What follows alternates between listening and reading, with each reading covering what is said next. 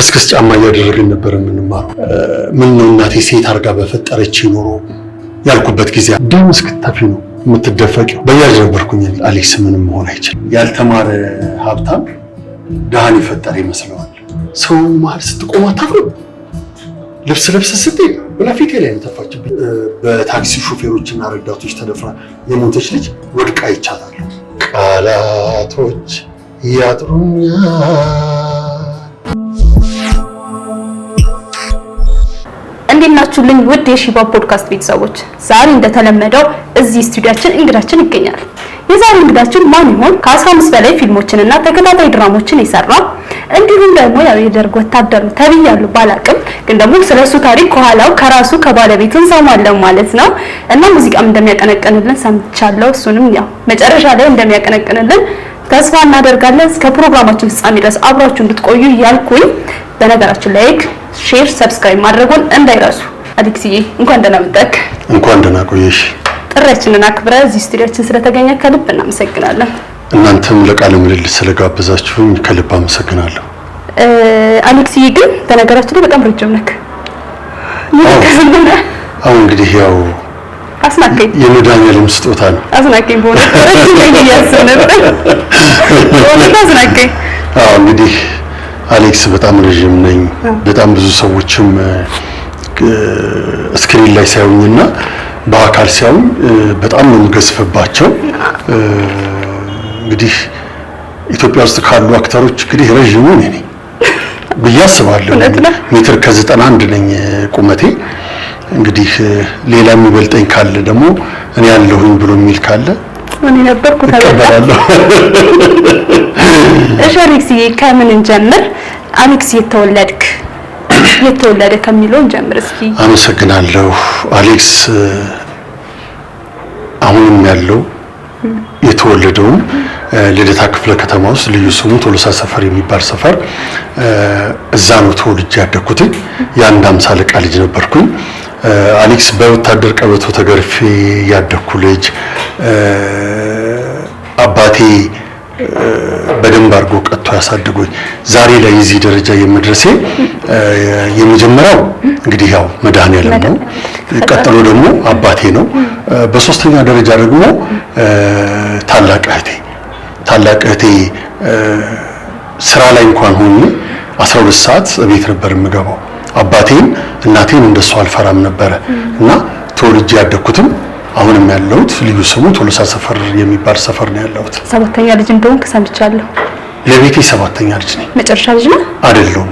ከኔ በታች አንድ ታናሽ ወንድም አለኝ። ግን ሰባተኛ ልጅ መሆን የመረሳት ምናምን ነገር አይመጣም በቤተሰብ?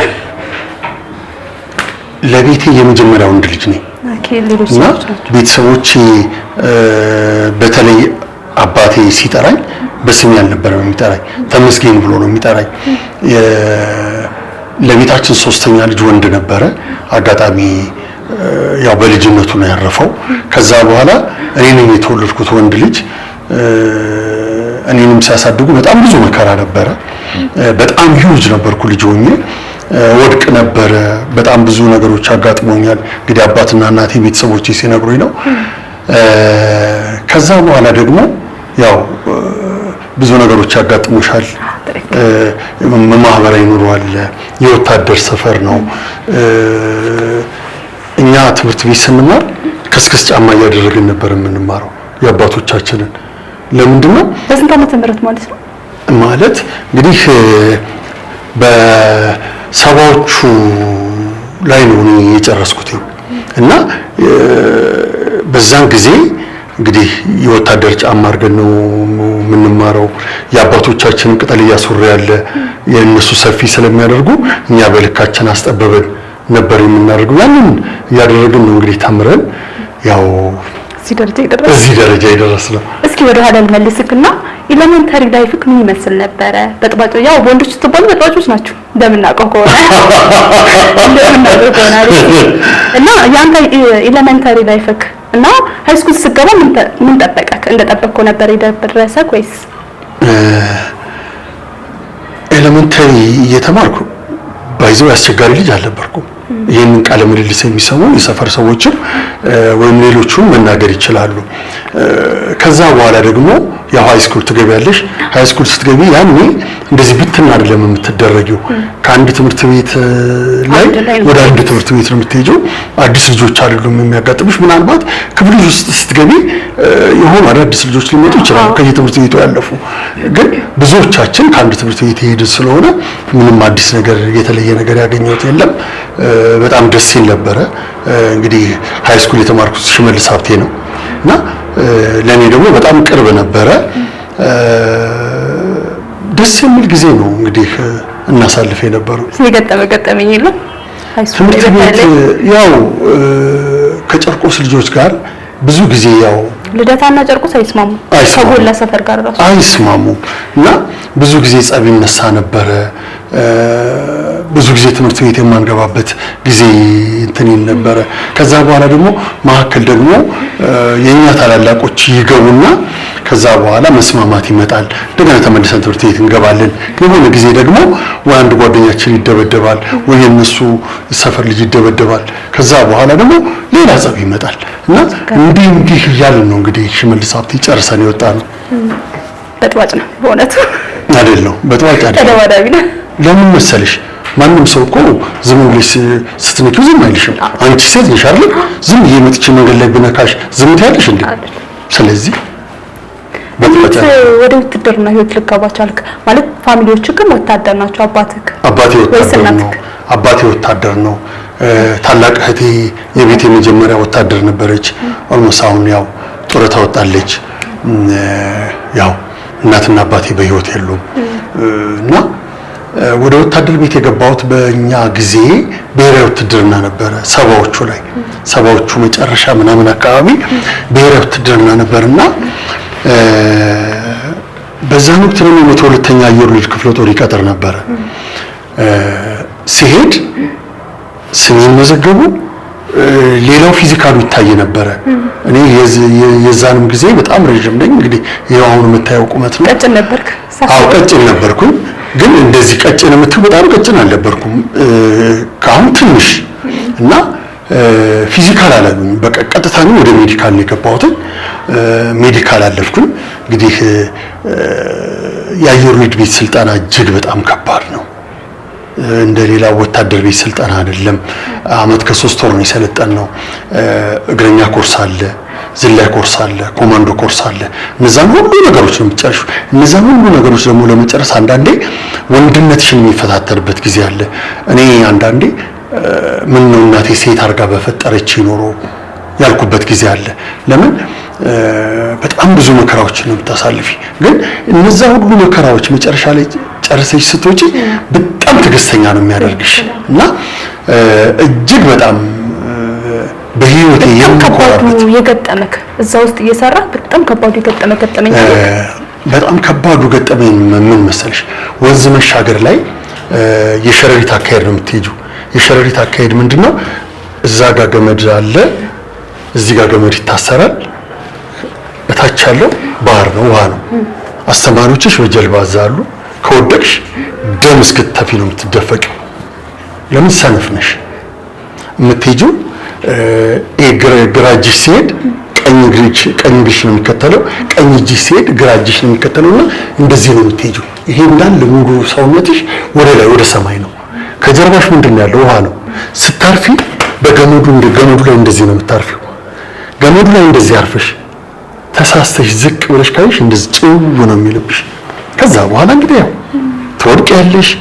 እዛ ላይ ደግሞ ውስጥ ደግሞ ስታርፊ አስተማሪዎችሽ አሉ። ደም እስክትተፊ ነው የምትደፈቂው። ያ ነገር ዛሬ ላይ ትዕግስተኛ ሆነሽ ብዙ ነገሮች እንድታሳልፊ በብዙ ነገሮች ተፈተነሽ እንድትወጪ የሚያደርግሽ ነው። አሌክስ በህይወትህ ምን ሞክረ ያቃተ ነገር አለ? ሞክሬ ያቃተ ነገር የለም። ሞክሬ ግን አይቼው ብመለስ ደስ የሚለኝ ሞትን ነበር። ተሙቶ ታይቶ የሚመለስ ቢሆን ኖሮ ባየው ደስ ይለኛል። አሌክስ በህይወቴ ያልሞከልኩት ነገር የለም። እዛ ያን ሁላ ፈተና ማለት እንዲህ አሁን ደም እስክትተፋ ድረስ ነው ትንጠላጠል አይደለም? ያኔ በቃ በቃኝ በወጣ ብለህ ካላሰብክም በዛን ሰዓት አትችይማ። አንዴ ተቀጥረሻል፣ አንዴ ወታደር ሆነሻል አይደል? ከዳሽ ማለት ነው። የምትከጂው ወታደር ቤቱን አይደለም፣ ሀገርሽን ነው የምትከጂው። ሀገርሽን መክዳት ደግሞ ማለት ደግሞ ከባድ ነገር ነው። ስለዚህ መከራዎችን ቢመጡ ያንቺ ታናናሾች ስታይ ትጽናኛለሽ። እነሱ የተወጡትን ነገር እንዴት እኔ ያቀተኛል። ከዛ የሚገርምሽ ጓንት አለው ስትሄጂ ጓንት አለው፣ ግን ይሄ ሙሽልቅ ነው የሚለው በቃ። እና ዛሬ መስለን ብዙ ነገሮች አሳልፈን ዛሬ እዚህ ደረጃ ላይ ደርሻለሁ። ውጊያ አልተዋጋሁኝም። የአየር ወለድ ስልጠና ከጨረስኩ በኋላ መከላከያ እጅ ኳስ ጫወት ነበረ። ከዛ በኋላ ደግሞ ያው 1983 ዓመተ ምህረት ላይ ወደ ባህር ኃይል መጀመሪያ ላይ ወደ ባህር ኃይል ሄጄ በስፖርቱ ያው ተመዝግቤ እዛ ስልጠና ላይ ገባሁኝ። እዛ ስልጠና ላይ ያለን ነው እንግዲህ ኢህአዴግ የገባው። ከዛ በኋላ ተበተንን። ከተበተንን በኋላ ደግሞ ያው የምትሰማሪው ወደ ምንድነው ወደ ግል ስራ ነው፣ ወደ ግል ሙያ ነው እንትን የምትይውና እንግዲህ በያጅ ነበርኩኝ እኔ። ከዛ ከወጣው በኋላ በብየዳ ስራ ላይ ኦልሞስት ወደ 10 ምናምን ዓመት ሰርቻለሁ። ከዛ ነው እንግዲህ ወጥቼ ደግሞ ወደ ትወናው ዓለም የገባሁት። እንግዲህ ያው አሌክስ ከዚህ በኋላ ምን መሆን ይችላል? አሌክስ ምንም መሆን አይችልም። ተዋናይ ብቻ፣ አክተር ብቻ። አዎ ለምን መሰለሽ ትወና ማለት ወይም ደግሞ ተዋናይ ማለት ጀማሪ እብድ እንዴት ነው የጀመረው ወይ ጭልጥ አድርጎ ወስዶ ወይም ደግሞ አይደለም ማለት ልክ ክፍት ነው። ትወና ማለት አትወጪም አንዴ ከገባሽ። እሺ አሌክስዬ፣ እንግዲህ አሁንስ ቆይ ግን ከፋሚሊ ውስጥ ማለት ነው የምትቀርበው የበልጥ እናትህን ነውና ይሄ ሚስጥሩ እስኪ ምንድን ነው? ያው እናት ምንም ብታረጊ ምንም ነገር ብትሆኚ እናት ልጄ ሌባ ነው ትላለች አትልም። አባት ግን ያው ውጭ ሆኖ ነው የሚመጣው። የሆነ ነገር ቢሰማ ከልጁ ሳያጣራ ቶሎ ብሎ ለውሳኔ ነው የሚቸኩለው። እናት ግን ልጇ እንኳን ሌባ ቢሆን ልጄ ሌባ ነው ብላ አትልም። እናት በጣም ገበና ሸፋኝ ነች። ቢርብሽ መራብሽን ብትናገሪው ለእናትሽ ነው። የሆነ ነገር ብትፈልጊ ለእናትሽ ነው የምትናገረው። አሁን ላይ ሁሌ የሚቆጨኝ እናቴ ኖራ ባየች ኖሮል ነበረ ማለት አሌክስ አሁን ትወና ላይ ብቻ አይደለም ያለሁት፣ የበጎ አድራጎት ስራም ላይ ነኝ ያለሁት። ግን እናቴ ኖራ ይሄንን ነገር ባየችው ኖሮ እኔ አሁን የበጎ አድራጎት ስራ ስሰራ በተለይ ከአረጋውያን ጋር ሰው በጣም ስሜታዊ ነው የምሆነው። አለቅሳለሁኝ እና በነዛ ሰዎች ውስጥ እናቴን አያታለሁ፣ በነዛ ሰዎች ውስጥ አባቴን አየዋለሁ።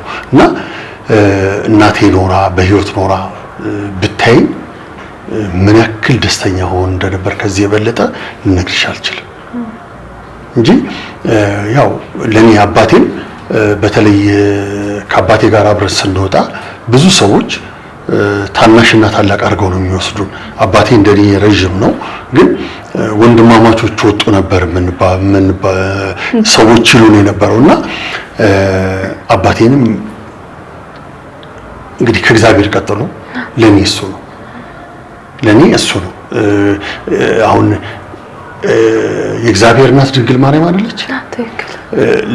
ለኔ ከድንግል ማርያም ቀጥሎ እናቴ ምትክ የላትም።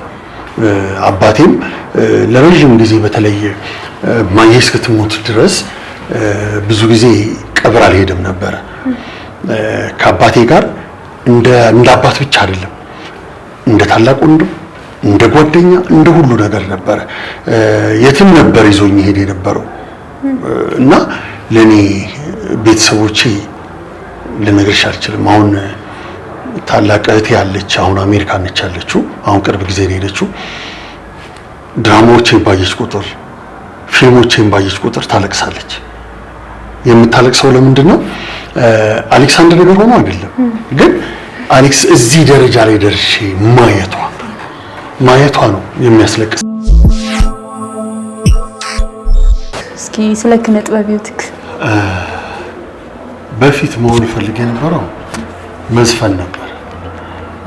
በኋላ ላይ ግን ያው ወደ ኪነ ጥበቡ የገባሁትኝ ጋሽ ሰለሞን የሚደንስበት የሚታገረው ማስታወቂያ አለ አይደል? እሱን ስንሰራ የሎሬት የኪነ ጥበብ ሙያ ማሰልጠኛ ትምህርት ቤት ባለቤት አቶ ሚሊዮን ሸዋንግዛው ፍላሹን አጥፍቶ ፎቶ እያነሳኝ ነበርና ከጓደኞቼ ጋር እንደዚህ ተሰብስበን ቁርስ እየበላን ነው። አሬ ሰውዬ ሳያስፈቅድ ፎቶ እያነሳን ነው ብዬ እያልኩኝ ሳልጨርስ ነው መጥቶ ያወራኝ። አንዳንድ ስራዎችን አብረን ብንሰራ ምን አይነት ስራዎች፣ ፊልም፣ ድራማ፣ ማስታወቂያ ደስ ይለኛል አልኩት። ከዛ በኋላ አወራን፣ ተለያየን። ያንን ማስታወቂያ በሰራ በሁለተኛው ቀን የኢትዮጵያ ንግድ ባንክ ማስታወቂያ መጣ። አሁን እንግዲህ ያው ብዙ ሰው እንግዲህ ኤቲኤምን እየተጠቀመ ነው፣ በኪስ ገንዘብ አይዝም። ስለዚህ ያንን ለማስተዋወቅ ነው። በጉዞ የጥሬ ገንዘብ ከመያዝ ነፃ ስላደረገኝ እመርጠዋለሁ። ይቺ ነበረች እና ዲያሎጓ በጣም ደስ የሚል ማስታወቂያ ነበረ። እንግዲህ እንደዛ እያልን ነው ከኢትዮጵያ ንግድ ባንክ ማስታወቂያ በኋላ ነው እንግዲህ አንፋታም የተሰራው። እጅግ በጣም ቆንጆ ፊልም ነበረ። አሌክስ ፈነዳ የተባለበት ፊልም። እኔ በህይወቴ እንግዲህ ያው የሚያውቁኝ ሰዎች ስለኔ ይናገራሉ። ባላቶሊ ተቆርጬ አላውቅም። በዚህ ሽበት ባላቶሊ ተቆርጬ እቺ የምትጣበቀው ማግኔት ያላታለች አለ እሷን የጆሮ እንትን አድርጌ ነበር የሰራሁትና እጅግ በጣም የመጀመሪያ ስራዬ እጅግ በጣም አሪፍ የሆነ ከሶኒያ ቪዳ፣ አቡሌ፣ እዮቤ ሌሎችም በርካታ አርቲስቶች ነበሩ። ሀና ተረፈ፣ ጋሽ ሰለሞን እና ከነሱ ጋር ነው የሰራሁትና እጅግ በጣም ደስ የሚል ጊዜ ነበር እና እንግዲህ በዚህ ነው ወደ ኪነ ጥበቡ ዓለም የገባሁት። ስንት ዓመት ፈጀባችሁ እሱን ለመስራት? ፊልሙን ለመስራት የአንድ ወር ጊዜ ነው የፈጀብን። የአንድ ወር ጊዜ ነው የፈጀብን። ፈጠናችሁ? አዎ የአንድ ወር ጊዜ።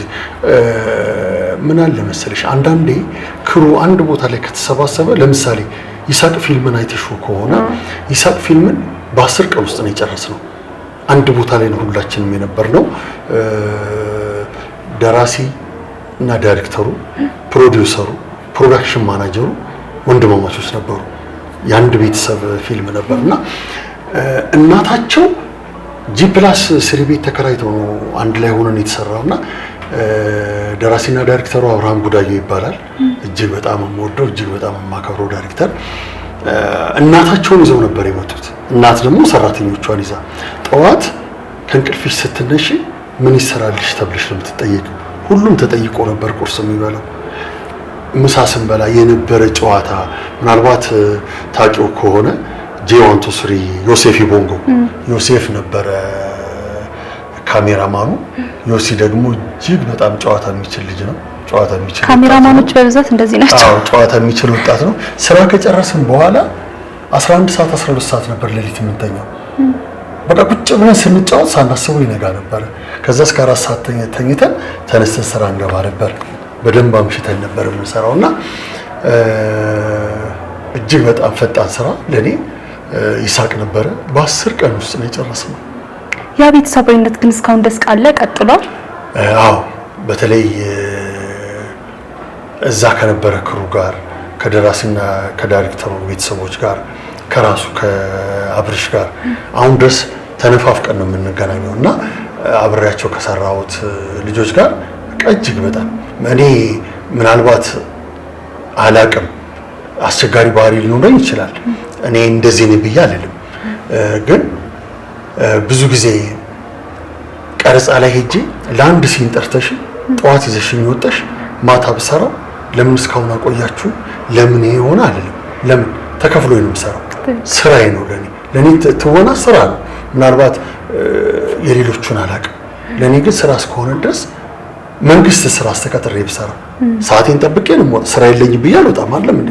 ስለዚህ ለኔ ትወና ስራ ነውና በባህሪ እንግዲህ ሰዎች ቢናገሩ ይሻላል፣ ግን እኔ እንደሚሰማኝ ስሜት የትኛውን ፕሮዳክሽን ላይ አስቸጋሪ አይደለሁም። አሌክስ ፕሮዳክሽን ላይ ስራ ላይ ምን ይፈልጋል? ቡና ምሳም ባልበላ ችግር የለብኝም። ቡና በጣም ነው ሱስ ያለብኝ። ስለዚህ ብዙ ፕሮዳክሽኖች ያውቃሉ ይሄንንና እንግዲህ ይሄን እንዲህ እያልን እንግዲህ ይሄው እንግዲህ አሁን ደግሞ ከእናንተ ጋር ልሰራ ደግሞ በዝግጅት ላይ ነኝ። ቡና እናዘጋጃለን። ቡና እናዘጋጃለን። ምሳ የለም፣ በቃ ቡና ብቻ። ችግር የለም። ሰው ብቻ አይኖርም ይላል እኮ መጽሐፉ ማለት ነው። የመጀመሪያ ፊልምን ስትሰራ ወደ አክቲንግ የገባው የመጀመሪያክ ነውና አልከበደክም ነበር ካራክተሩ ለማዋሃድ? አንዳንዴ ምን አለ መሰለሽ የሆነ ስራ ስትሰሪ ሰዎችን ቀርበሽ በተለይ እኔ ሁሌም ካፌ የማለየው ደራሲ፣ ዳይሬክተር፣ ተዋናይ ሳሙኤል ተሻገር የማየ ልጅ ለኔ እዚህ ደረጃ በተለይ በትወናው ዓለም እዚህ ደረጃ እንድደርስ የመጀመሪያው ሳሚ ነው። ሳሚዬ ሁሌ ወደዋለሁ፣ ሁሌ አከብረዋለሁ። ላንቺ ጥሩ ደረጃ መድረስ የሰው ልጅ አልቅሶ ስሜቱን ሲነግርሽ ምንድነው የሚሰማሽ? ኦኬ እኔ እንደዚህ መስራት ችያለሁ እንዴ? እዚህ ደረጃ ደርሻለሁ እንዴ? እንሰራዋለን። ለምሳሌ እኔ በህይወቴ የማልሞክረው ሞትን ብቻ ነው። ለምን ተመልሻ ላይ ሌላው ስራሽን ግን ታይዋለሽ። ለምሳሌ አሁን ካንቺ ጋር ቃለ ምልልስ አደረኩኝ። ሰውጣ አሌክስ እንዴት ነበር ብትይ አላውቅም። ለምን ምናልባት ያንን አድማጭ ወይም ደግሞ ተመልካች አይቶት ነው የሚፈርደው እንጂ እኔ ጥሩ ነው ብዬ ከወጣሁ ነገ ኮሜንት ይዘሽልኝ ብትመጪ ጆሮዬ ድፍን ነው። ስለዚህ ነገ ማሻሻል የሚገባኝ ነገር ሊኖር ይችላል። ስለዚህ ምንድነው እኔ ከቀርጻ ሰውጣ አሌክስ እንዴት ነበር አላውቅም። አንዳንዴ ካራክተሩ ስትገቢ አታውቂው። ቶሎ የማትወጭባቸው ካራክተሮች አሉ። ስለዚህ ቶሎ ላትወጭ ትችያለሽና እንግዲህ ገጥሞ ከቀል ቶሎ አለመውጣት ከካራክተር ምን አይነት ካራክተር መሰለሽ? በተለይ አሁን አሌክስ እንደዚህ መሆኔ ናት። በጣም አልቃሻ ነኝ። ቶሎ ሆድ ይብሰኛል፣ ቶሎ ይከፋኛል። በተለይ ማልቀስ ሲኖረው እኔ ጊዜ እንደ ብዙ አክተሮች ጊዜ አልፈጅም። ትንሽ 2 ደቂቃ ጎንበስ ብዬ ቀና ማለት ነው። ወዲያው ነው እምባ የሚወርደው። የምታስበው ነገር አለ ማለት ነው። ያው ስትማሪ ምን አለ መሰለሽ ትወና ስትማሪ እንደዚህ አይነት ገጸ ባህሪዎች ሲመጡብሽ በህይወትሽ በጣም የምትወጂው ሰው ከቤተሰብሽ ሊሆን ይችላል፣ ከጓደኛ ሊሆን ይችላል፣ ከሰፈርሽ ሊሆን ይችላል። ያንን ሰው እያሰብሽው አንደበትሽ ግን ዳያሎግሽን ነው የሚለው፣ አንቺ ግን ወክ እያደረግሽ ነው። ከዛ በኋላ ሳታስቢው ያንን ሰው እያሰብሽው እንባሽ ይመጣል።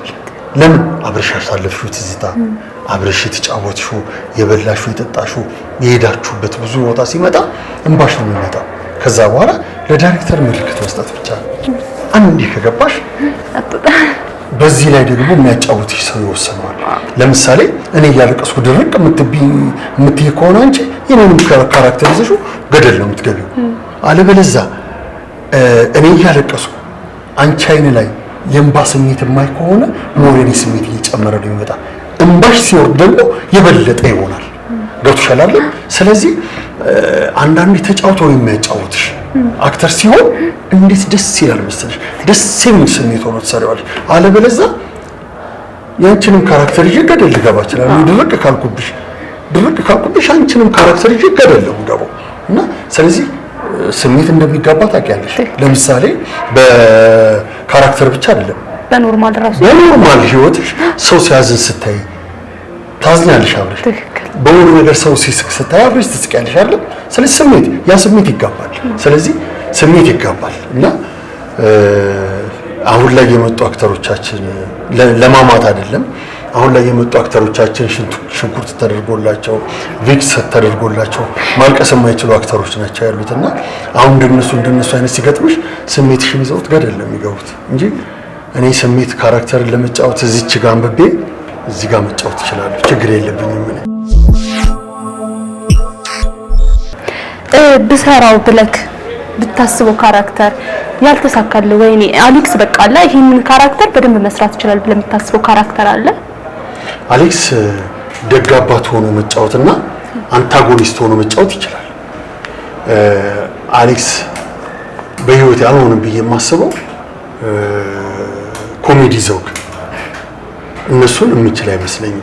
ለምን መሰለሽ አንዳንዴ የተሰጠሽ ነገር አለ። ለምሳሌ አሁን እኔና ሙኬ አብረን ብንሰራ ሙኬ ላይ ነው መኮንን ለአካ ላይ ነው ኮሜዲ ዘውግ የሚያምርበት። ለምን ገና ፊቱ ስታየው ነው መሳቅ የምትጀምረው። እና ስለዚህ አሌክስ እንግዲህ ጥሩ አባትም ሆኜ ሰርቻለሁ፣ ክፉም አባት ሆኜ ሰርቻለሁ። እንግዲህ ለአሌክስ ያው አንታጎኒስት ካራክተር ወይም ደግሞ ደግ አባት ሆኖ መስራትም ይችልበታል።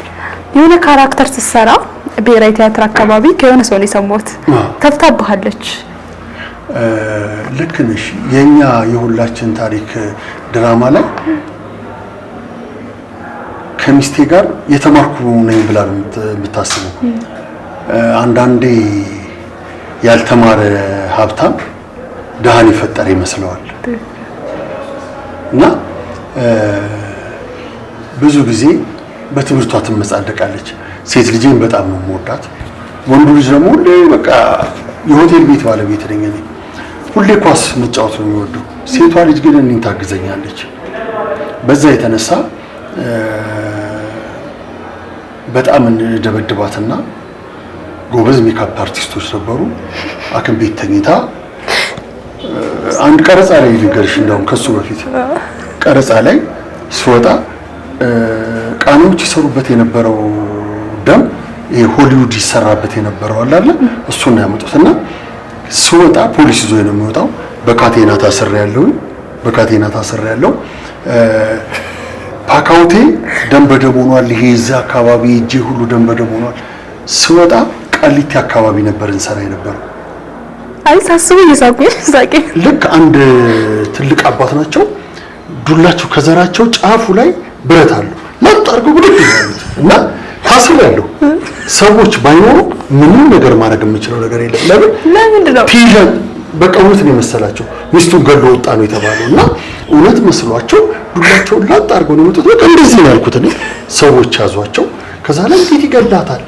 ኧረ አይደለም አባባ ገሏት አይደለም እንደዚህ ነው ሲባል ዴኒ እኮ የገደላት መስሎኝ እኮ ነው ፖሊስ ተይዞ ሲወጣ እና እንዲህ አይነት ገጠመኝ አለ። አሁን በዛ ወቅት እንደዚህ እንደታሰርኩ ቢመጡ ወይ ሊጎዱኝ ይችላሉ ወይ ሊገሉኝ ይችላሉ። ለምን ዱላው ከዘራቸው ጫፉ ላይ ብረት አለ። አስቡ፣ በዛ ተመተሽ መትረፍ ከባድ ነው። ብሔራዊ ቲያትር ጋር ደግሞ ወደ ፒያሳ ልመጣ ከጓደኛዬ ጋር ቆሜያለሁና በወዲያኛው በኩል ከብሔራዊ ተሻግረሽ ያለው አንድ ሴት ቆም ብላ ይች ከጓደኞቿ ጋር እየሄደች እና መንገዱን አይታይ ታርገችና ተሻግራ መጣች እና እንደመጣች ሰው መሀል ስትቆም አታፍርም? ልብስ ለብሰ ስትሄድ ብላ ፊቴ ላይ ተፋችብኝና ያ በህይወቴ ሁሌም የማረሳው ገጠመኝ ነው። አንድ ወቅት ደግሞ ከንትን ወርደን መንገዷ በጣም ቀጭን ነች፣ ለሰው ማለፊያ እንጂ መኪና አታሳልፍምና እያለፍኩኝ ከራይድ ወርጄ ከኋላዬ በኮብልስቶን ተመታው ጀርባዬ እና ዞር ስል ማንም የለም። በስመ አብ ወልድ ነው ያልኩት። ከዛ አሁንም ደግሜ ዞርኩኝ፣ ማንም ሰው የለም። ሮጥ ብዬ አለፍኩኝ። ለካ ስመጣ ስገባ ያዩ ልጆች አሉ እና በዛ በካራክተሬ ብዙ ሰዎች ይጠሉኛል እና እንግዲህ ያው ብዙ ሰው ጀጅ የሚያደርግሽ በካራክተርሽ ነው እና ለዛ ነው በድንጋይ የተመታሁት። ከኋላዬ ነገሩኝ መጨረሻ ላይ አይደለም እንደዚህ እኮ አይደለም፣ እኔና ገጸ ባህሪ በጣም ነው የምንለያየው፣ የሰማይና የመሬት ያክል። በተለይ አንድ ፊልም ላይ የገዛ ልጅ እንደፍሬ የምሰራበት ፊልም አለ የተቀማ የሚል ማክቤል ልጅ ሆነ እና በጣም ከክፋቴ የተነሳ ትልቅ ልጅ ጋሪ ላይ ቁጭ ብላ ከደጅ ስገባ ጋሪውን ገፍትሬ ጥያት ነው የምገባው። ከዚህ በላይ ክፋት የለም። ግን ካራክተር ነው የተሰጠሽ ካራክተር ነው። እኔ ባልጫወተው ኖሮ እነዛ ሰዎች አይጠሉኝም ነበር። እኔ ባልሰራው ኖሮ ያን ካራክተር የብዙ ሰዎች መነጋገሪያ አልሆነም ነበር። ብዙ ሰዎች አንሰራውም ብለው ነበር ያንን ፊልም። ግን እኔ ግን ምናልባት በአንድ ወቅት ምናልባት አንቺ ልጅ ነሽ ሀና ምን የምትባል ልጅ በታክሲ ሾፌሮችና ረዳቶች ተደፍራ የሞተች ልጅ ወድቃ ይቻታለሁ። በጣም ስሜታዊ ሆኜ ነበር ማለት ሰው እህቴስ ብትሆን ኖሮ የእህቴ ልጅስ ብትሆን ኖሮ ይወጥሻል አይደል? ለምንድን ነው እኔ በእኔ ላይ ሊደርስ የማልፈልገውን ነገር በሰው ላይ ሊደርስ አልፈልግም። በማንም ላይ ሴት ልጅ የሆነ ቦታ ላይ ወድቃ የሆነ ሰው እየመታት ዝም ብዬ ማለፍ አልችልም። ለምን ነገ የእህቴስ ልጅ ብትሆን እህቴስ ብትሆን የሰፈር ልጅ ብትሆን ዝም ብዬ አልፋለሁ? ስለዚህ በጣም አለቅስ ነበረ። ቤተሰብ ነው እስኪባል ድረስ ነበርና ጓደኞቼ ሲያወሩኝ መልስ እንኳን ለመስጠት አልቻልኩም ነበር። በጣም ስሜታዊ ሆኜ ነበር ማለት ነውና እንግዲህ ያ ሁሉ ካራክተር እንግዲህ ተሰርቶ አልፈናል። እንግዲህ ይኸው አሁን እዚህ ደረጃ ላይ ደርሰናል። ሙዚቃ ታቀነቅናለህ? እኔም ሰምቻለሁ የሆነ ሙዚቃ ስትዘፍን። አንቺ አልሰማሽም? አይ ሰምቻለሁ። የሆነ ከሚኪያስ ጋር መሰለኝ ሚኪያስ ቸርነት ካልተሳሳትኩ። አይ ቪዲዮ ነው አይቻለሁ። እንግዲህ ከሚኪያስ ቸርነት ጋር በአካል ተገናኝተናል። ግን ያው የሆነ መናፈሻ ውስጥ ቁጭ ብላችሁ ስትዘፍን ነበርና እሱ እየሰማክ ነበር ይሆናል። እንግዲህ አላቅም። እንግዲህ እንደዚህ አይነት ቃለ ምልልስ ላይ ወይ የሆነ ቦታ ላይ ሊሆን ይችላል። እስኪ አንድ ሙዚቃ ያንጎራጉሩልናል ብያለሁና አታሳፍረኝም አሌክስዬ? እንደማታሳፍረኝ ተሰረጋ። ያው አንደኛ ጾም ገብቷል። አረ ችግር የለም ይቀር ይላል ወዳኔ። ሁለተኛ የሰሞኑ ጉንፋን አለ። አረ ጉንፋን ችግር የለውም አይሰስክ። መጨረሻ ላይ ባንጎራጉርልሽ አይሻልም? በመሀል ከዚህ በኋላ የምንጠይቀው አንድ ጥያቄ ናት ያለችን። በመሀል ታንጎራጉርልን። ቃላቶች ያጥሩኛል ምን ብዬ ላድንቅሽ እንዲያው በደፈናው ሞናሊዛ ነሽ ሞናሊዛ ነሽ ያሁኒቷ እመቤት የፊቷ ተማሪ እግዚአብሔርን አማኝ አካልሽን አክባሪ ሆነሽ በማግኘቴ አድናቆት ይዞኝ ላደንቅሽ ተነሳው ሰው እስኪ ሰማኝ።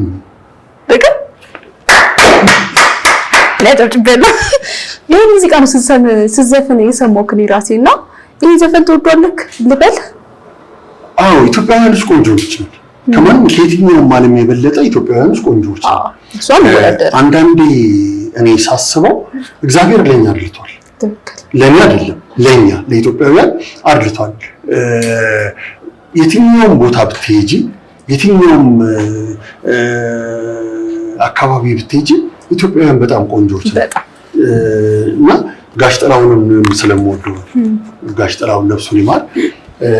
ጋሽ ጥላሁን ያልዘፈነበት ነገር የለምና በጣም የምወደው በጣም የማከብረው ያው እንግዲህ አሁን ባጠገባችን ባይሆንም በሞት ቢለየንም እንግዲህ ፈጣሪ ነፍሱን በገነት ያኑረው። አሜን ያኑርልን። አሌክስ ትዳር ውስጥ አልገባም እና ሊሞነኩስ እያሰበ ነው የሚባል ወሬ ሰማሁ። ያው ኢትዮጵያ ውስጥ ወሬ ይጠፋል። ለምን መሰለሽ ወደቀ ሲሉ ተሰበረ። ለምሳሌ አሁን ሶሻል ሚዲያ ላይ በተለይ አሁን ላይ የመጡ ፕላትፎርሞች ላይ እከሌ ሞተ እከሌ እንዲሆነ ነው የምትባየው አይደል? አንድ ታሪክ ልንገርሽ።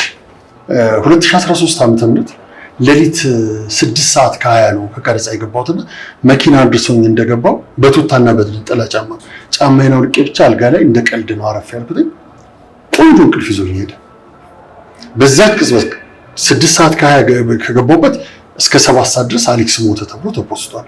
በጣም የምንወድህ በጣም የምናከብርህ ጀግና አክተራችን ነው። ስላጣንህ እናዝናለን። ጌታ ነፍስን በገነት ታኑር። 7 ሰዓት ላይ መጀመሪያ ከዱባይ ነው የጓደኛዬ ስልክ የቀሰቀሰኝ። አሌክስ አቤት፣ አንተ ነህ የምታወራኝ? አሁን እኔ የማወራ። ከዛ አለ ቪዲዮ ኮል አደረገ። እያለቀሰ ነበር የሚያወራኝ። ምንድን ነው እንደዚህ እኔ እዚህ አለቅሳለሁ እሱ እዛ ያለቅሳል። ከዛ በኋላ ነጋች ሌሊቷ። ከውጭ በጣም ብዙ ሰዎች በጣም ብዙ ጓደኞች አሉኝ ዘመዶች ያሉ ውጭ እነሱ ሁሉ ይደውሉ ነበርና አንዳንዴ ምን አለ መሰለሽ አንቺን ሳያውቁሽ ስላንቺ ብዙ የሚያወሩ ሰዎች አሉ። እኔ ባይዘው አንድ ነገር ልንገርሽ፣ አሌክስ የሚኖረው ለህሊናዬ ነው፣ ለስሜ አይደለም። ማንም ስለ አሌክስ ማውራት ይችላል፣ ማንም ደግሞ ስለ አሌክስ መጻፍ ይችላል።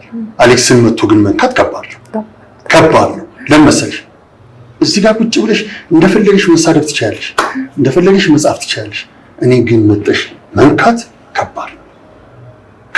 ለምን ምንም ነገርሽ ላይ እስካልደረስኩ ድረስ እኔን መንካት ለምን አስፈለገ?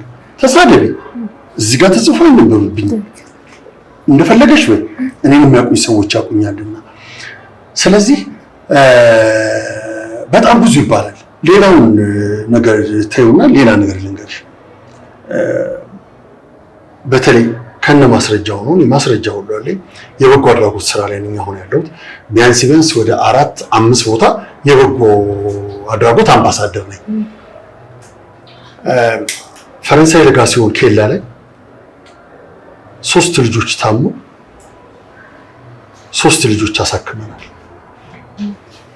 መንገድ ላይ ይዤ ካርቶን ይዤ ቆሜ ለምኛ አሳክሜያለሁ። የማላፍርበት ታሪክ ነው።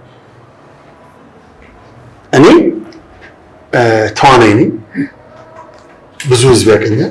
ነገር ግን እውቅናዬን የምጠቀምበት ለእንደዚህ አይነት በጎ ስራ ነው እንጂ ታዋቂ ነኝ ብዬ ሰው ላይ የምኩራራ ሰው ላይ እንትን የምል አይነት ሰው አይደለሁም። እና ቅድምም ሳወራሽ ነበር። አሁን ታህሳስ መጨረሻ ላይ ዲላ ሄዳለሁ። ኢትዮጵያዊ ወደፊት የበጎ አድራጎት ማህበር የነሱ አምባሳደር ነኝ። አዳማ ላይ ወደ እናት ፍቅር የበጎ አድራጎት ድርጅት የነሱ አምባሳደር ነኝ። አዲስ አበባ ላይ የቶሎሳ ሰፈር አብሮ አደግ ጓደኛሞች መረዳጃ ማህበር ቁጥር 2 የነሱ አምባሳደር ነኝ። ጅማ ላይ የጅማ በጎ አድራጎት አምባሳደር ነኝ። ይሄንን ስትሰሪ መመረጥ ፈጣሪ የሰጠሽ ነገር ነው።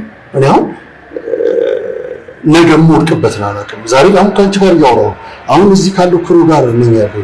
ከዚህ ቤት ስወጣ የሚያጋጥመኝ ነገር አላውቅም። በእኔ ላይ፣ በቤተሰቦቼ ላይ፣ በጓደኞቼ ቤት፣ በብዙ ቦታ ላይ በማውቃቸው ሰዎች ላይ ሊያጋጥም ይችላል። እነዛ ሰዎች ዛሬ እኛ የምንለብንላቸው ሰዎች ትናንት እንደኛ ይሮጡ ነበር፣ ትናንት እንደኛ ጥሩ ይለብሱ ነበር፣ ትናንት እንደኛ ጥሩ መኝታ ላይ ይተኙ ነበር። ዛሬ ግን ምንም ነገር ስላጡ ነው የሰው እጅ የሚያዩት። ነገ የምወድቅበት ነው አላውቅም። ስለዚህ ስለዛ ነው ዛሬ እኔ የምዘራውን ዘር ነው ነገ የማጭደው። ዛሬ የምሰራው ስራ ነው ነገ የሚጠብቀኝ። የኔ የበጎ አድራጎት ስራ ስሰራ የኔ ክፍያዬ ከማን ነው? ከመድኃኒዓለም፣ ከማንም አይደለም። ብዙ ተብለናል። ልጆች ቆመን ስናሳክም በዚህ በኩል መጡ ተብለናል። ለሆነ ሰው የሆነ ነገር ስለነበር እንዲህ ሊያደርጉ ነው ተብለናል። አብረው የሚሰሩ ብዙ ልጆች አሉ። እነሱ ናቸው የሚያውቁት። አዳማ ላይ እኔ ጋሽ ሰለሞን ፋንታ ስንታየው ቡሄ ጨፍረናል። እነዚህ አዳማን ተሽከርከረ ለማን ላረጋው ያሉ ሰው ጥቅም አግኝተንበት አይደለም። ለነዛ ሰዎች እኛ ቤታችን አመት በዓል ስንል ሁሉ ነገር ተሟልቶልን፣ እነዛ ሰዎች በራቸው ዘግተን ለነዛ ሰዎች ስንል ፀሐይ መጥቶናል። የብዙ ሰው ፊት አይተናል። ግን ምንድነው ለበጎ ስራ ነው። የብዙ ሰው ፊት ባይ ከቢሮ ውጣ ብሎ ቢያባረኝ የሚሆነ ሰው ለኔ ክብሬ ነው። ለምን ለነዛ አረጋውያን ስል ነው ክብሬን ዝቅ ያደረኩት። ስለዚህ አሁንም እስከ ዕድሜ መጨረሻ እግዚአብሔር እስከሰጠኝ ጉልበት ድረስ በየትኛውም የበጎ አድራጎት ስራ ላይ ተሳታፊ ነኝ። ቀደም የምገኘው ነው። ወደ ትዳር አልገባክም? አልገባሁም። ምክንያቱም ምንድን ነው? እስኪ ንገረኝ። አንዳንዴ ምን አለ መሰለሽ፣ ምናልባት እኔ ምንም መናገር እኮ አይጠበቅም። አርቲስት ይታመናል። ለምን ዱርዬ ነው ብሎ ማህበረሰቡ ስለሚያስብ አይደለም። እንደ አርቲስት የሚያዝን፣ እንደ አርቲስት የሚያለቅስ፣ እንደ አርቲስት ከማህበረሰቡ ጋር ብድግ ቁጭ የሚል የለም። እውነቴን ነው የምናገር። አንድ ነገር ልንገርሽ፣ ኢትዮጵያ ውስጥ በጣም ብዙ ባለ ሀብቶች አሉ። ሚዲያ ነው የሚጠብቁት የሆነ ነገር ለማድረግ አይደለም። እኔ አንቺ ወድቀሽ አንቺን ለማንሳት ሚዲያ መጠበቅ አለብኝ? የለብኝም። የበጎ አድራጎት የምሰራው ሚዲያ እንዲያራግብልኝ አይደለም፣ ሚዲያ እንዲያጨበጭብልኝ፣ የኢትዮጵያ ሕዝብ አሌክስ የበጎ አድራጎት ይሰራል ብሎ እንዲለኝ አይደለም። እንዲህ አይደለም መስራት ስላለብኝ ነው። ብዙዎቹ ባለሀብቶች ብዙ እንዴ አንድ ባለሀብት እኮ አንድ ቤተሰብን መያዝ ይችላል አይደል? እኛ ጥቂት ሆነን ነው አሁን ሰው እየረዳን ያለው። ብዙ ሆኖ ደግሞ ኢትዮጵያ ውስጥ ድሃ ነው። ስለዚህ አንደኛ አንታመን ብዙ ነገሮች አሉ። አርቲስት ይሉሻል። አንዳንዴ ደግሞ አንቺ ጥሩ ሆነሽላቸው ባንቺ ላይ መረማመድ የሚፈልጉ ሰዎች አሉ። እኔ ሳላስበው ቀርቼ አይደለም። ዛሬ ትዳር ይዘሽ ነገ ተፋተሽ በማከልሽ ልጅ ኖሮ ወይ የእናትን ፍቅር ወይ የአባትን ፍቅር አጥቶ ያድጋል። እኔ ደግሞ ልጅ ቢኖረኝ የእናቱንም የአባቱንም ፍቅር እኩል ሆኖ እንዲያድግ እንጂ እዛ ጋር ሲያድግ የሚመከረው ነገር ሌላ ነው። እኔ ጋር ሲያድግ እዚህ ጋር ያለው ማህበረሰብ የሚመክረው ሌላ ነገር ነው። እናቴ እንዲያርጋ እናቴ እንዲፈጥሩ፣ እዛ ደግሞ ሲያድግ ደግሞ አባቴ እንዲያርጎ አባቴ እንደዚህ ያለ ዱርዬ ነው አይደል? ስለዚህ ስለማንታመን ነው እንጂ አሌክስ መግባት ይጠላል፣ አሌክስ ራሱ መተካት ይጠላል። ወሬኞች ግን ብዙ ያወራሉ። አሁን ይመግባት ወይም ደግሞ ምናልባት እንደዚህ ብሎ የነገሩ ሰዎች ትዳር ያምጡልኝና አሌክስ ለትዳር እንደማለት አረ እናመጣለን። ተመልካቾቻችን እንግዲህ አሁንስ ይሄን የመሰለ ቁመና ይሄን የመሰለ ያው ትዳር እዚህ በራችን ክፍት ነው ተብሏል አይደል? በራችን ክፍት ነው ተብለናልና እንግዲህ አሁንስ የአሌክስ አፍቃሪ የት ነሽ፣ የአሌክስ ግራጎን የት ነሽ እያለ ነው። ተመጣጣች አሌክስ በስተመጨረሻ ካንተ አርቲስት ነህ፣ ታዋቂ ነህ እና ደግሞ ካንተም ተመልካች እና ካንተ ስራ ያሉት አክተሮች አርቲስት ለመሆን የሚፈልጉ በጣም ብዙ ሰዎች አሉና አክተሮች ካንተ ምን ይጠብቁ? አንተ ስለነሱ ምን ትመክራለህ? ገና ጀማሪ አክተሮች አሉና ለነሱ ምን ትመክራለህ? ይሄን ባታደርጉ ይሄን ባትሉ ብለህ የምትመክራቸው ነገር? በመጀመሪያ ደረጃ እኔ አዲስ የሚመጡ ልጆችን የምመክረው በትምህርት ቢታገዙ ደስ ይላል። በጣም አዲስ አበባ ላይ በጣም ብዙ ትምህርት ቤቶች አሉ። አዳማ ላይ ሌሎች ቦታዎች ላይ ትምህርት ቤቶች አሉ። በትምህርት የታገዘ ቢሆን ደስ ይላል። እንደ አሌክስ ደግሞ በጣም ብዙ ቦታዎች ላይ ተጋብዣ አስተምሬያለሁ። ትወና ትምህርት ቤቶች ላይ ተጋብዣ አስተምሬያለሁ። ብዙ ጊዜ እባክህ ሌላም ጊዜ ናለን ነው የሚሉት። ባገኘሁት አጋጣሚ አዲስ ለሚመጡ ልጆች ሙያዬን አካፍላለሁ። ለምን መሰለሽ ነገ ወይ በእድሜ ወይ አገር ለቅቄ ልወጣ እችላለሁ። እኔ ስወጣ የሆኑ ልጆችን መተካት መቻል አለብኝ። ስለዚህ አዲስ ለሚመጡ ልጆች ቢማሩ የ3 ወር ኮርስ አለ፣ የ6 ወር አለ፣ የዓመት አለ። ያንን ቢማሩ ወደዚህ ውስጥ ለመግባት በጣም ቀላል ነው። ብዙ ቻሌንጆች አሉት ለመግባት፣ ግን ቢሆንም ከተማረ አንድ ሰው የሚሰጠውን ትምህርት በአግባቡ የሚቀበል ከሆነ መንገዱ ክፍት ነው። ሁለተኛ ደግሞ ቀርበው በተለይ እኔ ቀርበው መጥተው አሌክስ ወደ ትወና ዓለም መግባት እንፈልጋለን፣ ምንድን ነው ማድረግ ያለብን ብሎ ቢሉ እኔ ሙያዬን ለማካፈል ዝግጁ ነኝ። ካንተ ከዚህ በኋላ በምን ይጠበቃል? አሌክስ በምን ስራዎችን ጠብቀክ? አሌክስ ከዚህ በኋላ በጣም ብዙ ትልልቅ ስራዎች ነግሬሻለሁ። ለኔ ትወና ህይወት ነው። ስለዚህ በጣም ብዙ ትልልቅ ስራዎች ምናልባት አሁንም አንድ እየተላለፈ ያለ ድራማ አለ፣ ጉዲፈቻ ሆርን አፍሪካ ኦቤን ላይ 12 ክፍል ተላልፏል። አሁን ደግሞ ይቀጥላል። ስለዚህ እዛም ላይ ደግሞ በጣም ከምወዳቸው ከማከብራቸው ከነተሻለ ወርቁ ከነመኮንን ላከ ከነ ዘላለም ይታገሱ ፋንታ ስንታየው ሂሩት በጋሻው እኔ ሌሎችም ደግሞ ወጣት ተዋናዮች አሉ። እሙሽ ኢንስፔክተሩ ላይ የሚሰራው ከነሱ ጋር ነው ጉዲፈቻን የሰራነው። እጅግ በጣም የተደሰትኩበት ስራ። አንዳንዴ ካራክተርሽን ስትሰሪ በጣም ተረጋግተሽ ይሄ ጨዋታ እንደምትጫወቹ የሚመስል ነገር አለ። ካራክተራችን ሁላችንም እንደዛ ነበር። ሰዎች አሁን ድረስ ምንድነው ይዛችሁ የምትመጡት በሚቀጥለው እስኪባል ድረስ። ስለዚህ ሞር ከዚህ የበለጠ በጣም ትልልቅ ስራዎች ላይ ተሳትፌ ትልልቅ ስራዎችን ይዤ እመጣለሁ ብዬ አስባለሁ። በፊልም ሙያ ብቻ ሳይሆን በበጎ አድራጎትም ትሰራለህ። በብዙ ሁለገብ ብለን እንያዘው አይደል አዲስ? በመጨረሻ ማስተላለፍ የምትፈልገው መልእክት፣ ማመስገን የምትፈልገው አካል ካለ እድል ልስጥክ። በመጀመሪያ ማመስገን የምፈልገው ተወልጄ እዚህ ደረጃ ለመድረሴ ከእናንተ ጋር ዛሬ ቁጭ ብዬ እንደዚህ እንዳወራ ላበቃኝ ለድንግል ማርያም ልጅ ለእግዚአብሔር ክብር ምስጋና ይግባው። በመቀጠል ቤተሰቦች ቅድም ነግሬሻለሁ፣ አባቴ በህይወት ባይኖርም እናቴ በህይወት ባትኖርም አሁን ግን ታላቅ እህት ያለች በጣም ወዳት በጣም ማከብራት እና መላው ቤተሰቦቼን አከብራለሁ፣ አመሰግናለሁ። ሞር ደግሞ ጓደኞቼ ሁሌም የኔ ስራ እያዩ ሁሌም እንድበረታታ ሁሌም ትልቅ ደረጃ እንድደርስ ሁሌ ምክራቸውም ሁሉም ነገራቸው ለማይለየኝ ለጓደኞቼ ከዛ ባሻገር በህይወቴ በጣም የማመሰግነው ደራሲ፣ ዳይሬክተር፣ ተዋናይ ሳሙኤል ተሻገር የማየ ልጅ ሳሚዬ ጅማሬ አንተ ነህ። እንግዲህ አሁን እዚህ ደረጃ ላይ ደርሻለሁ። ሁሌም እወድሃለሁ፣ ሁሌም አከብርሃለሁ። ሁሌም ወደፊት በትልቅ ስራ ጠብቅሃለሁ። እኔም ደግሞ ትልቅ ስራዎችን ይዤ እመጣለሁ ብዬ አስባለሁ። ሳሚዬ እወድሃለሁ። ከነቤተሰቦችህ ኑርልኝ። እግዚአብሔር እድሜ ጤና ከነቤተሰቦችህ ይስጥህ እላለሁ። አመሰግናለሁ። እኛም እናመሰግናለን አሌክስዬ። ለዛሬ የነበረን ፕሮግራማችን ከአሌክስ ጋር የነበረን ቆይታ ይህን ይመስል ነበር። ጥሩ ትምህርት፣ ጥሩ ጨዋታ እንደነበረን ተስፋ እናደርጋለን። ሳምንት በሌላ እንግዳ በሌላ ፕሮግራም እስክንገናኝ እስከ ሳምንት መልካም ሳምንት